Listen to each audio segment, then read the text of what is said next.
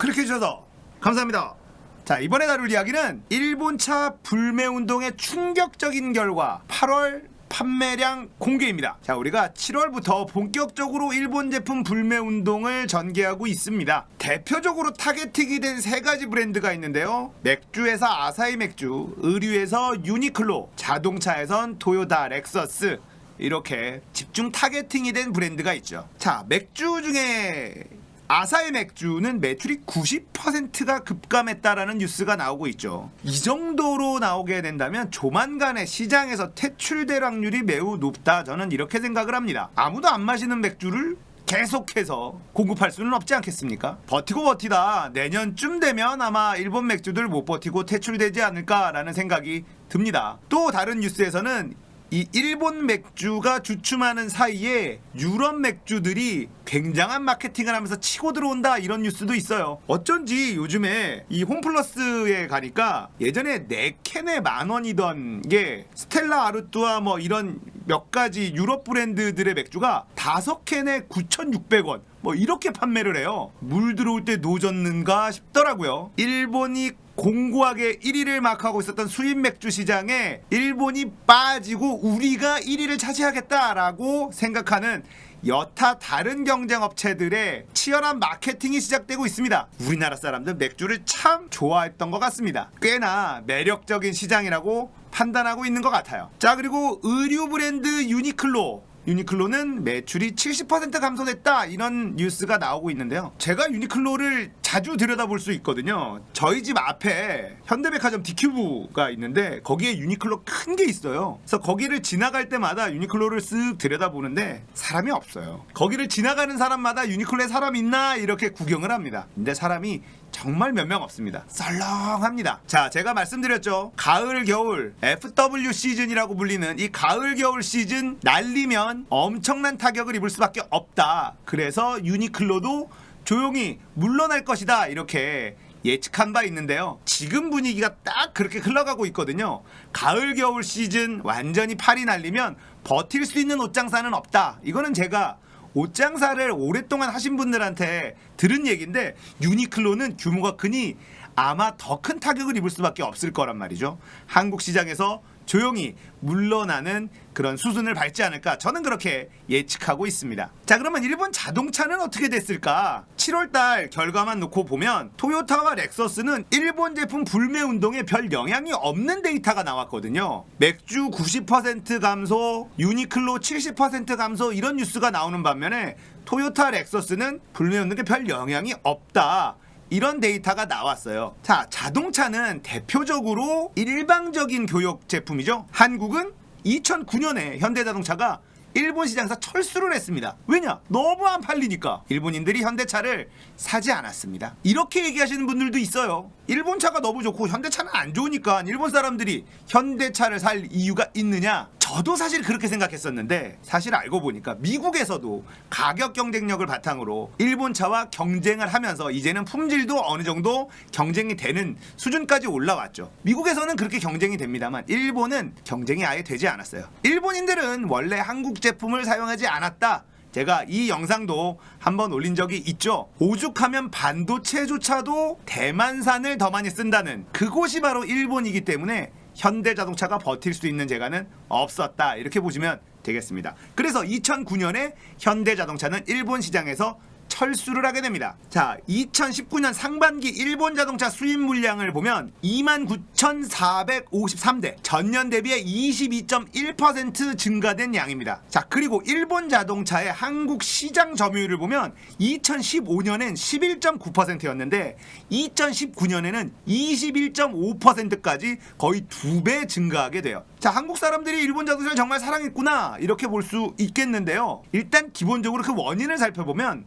엔저 현상으로 인한 가격 경쟁력이 한 몫을 한 것이고요. 그리고 BMW 아우디 사태가 터졌죠. 신뢰가 가지 않는, 그리고 뭐 BMW 불이 나기도 했었고, 이런 신뢰가 가지 않는 이런 스캔들 같은 것이 터지면서 그 반사 이익을 일본 자동차가 그대로 가져갔다, 이렇게 보시면 되겠습니다. 자, 7월까지의 데이터를 좀 보겠습니다. 2019년 7월 일본차 신차 등록 대수는 2,600 74대였어요. 작년 대비 2008년 7월 달에는 3229대, 그래서 작년 대비 17% 정도 감소를 했습니다.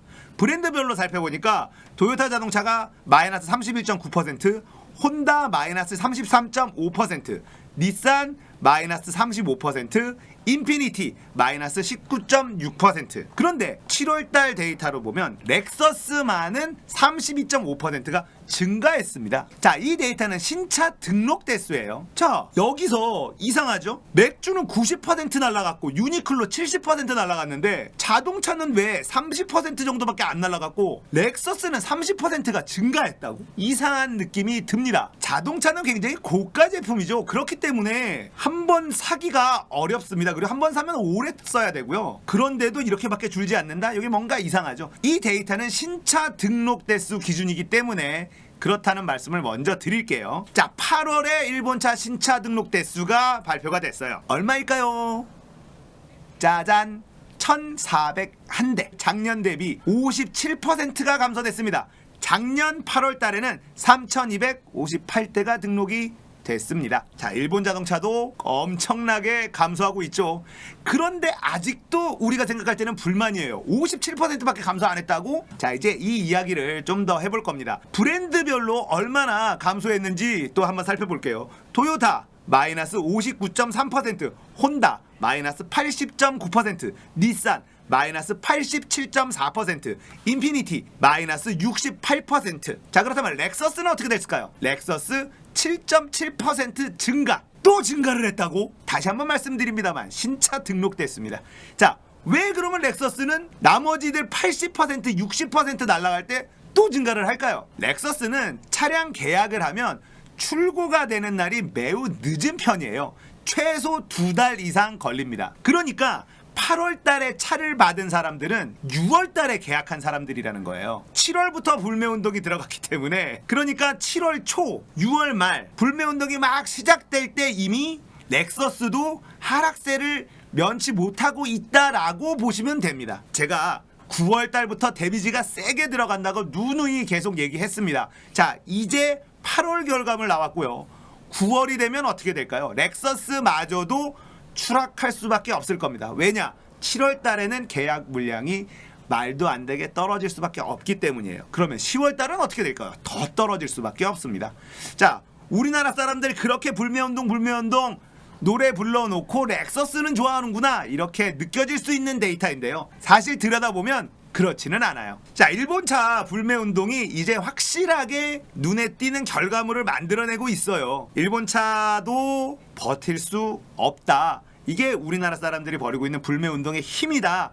이렇게 볼 수 있겠습니다. 자, 일본 자동차는 말이죠. 한국에서 벌어들인 수익을 배당으로 거의 다 일본으로 가져갑니다. 자, 배당으로 가져간다는 건 어떤 얘기냐 하면 우리나라도 사실 즐겁지 않지만 일본 정부도 별로 즐겁지가 않은 일이에요. 이게 바로 아베노믹스의 맹점 중에 하나인데요. 이거는 아베노믹스 제가 한번 정리하는 시간에 이 얘기도 좀 다뤄드리도록 하겠습니다. 자, 일본차 불매운동으로는 현대자동차가 반사이익을 받느냐? 그렇지는 못했습니다. BMW, 미니, 볼보 이런 차들이 판매가 늘었더라고요. 현대차는 판매량이 감소했습니다. 그러니까 외제차를 사는 사람들이 현대차로 넘어가지는 않았다. 뭐 아쉬운 결과물입니다만 현대자동차가 분발하는 수밖에는 없을 것 같아요. 유럽에서 일본차를 제치고 수입차 1위를 달성한 게 현대자동차예요.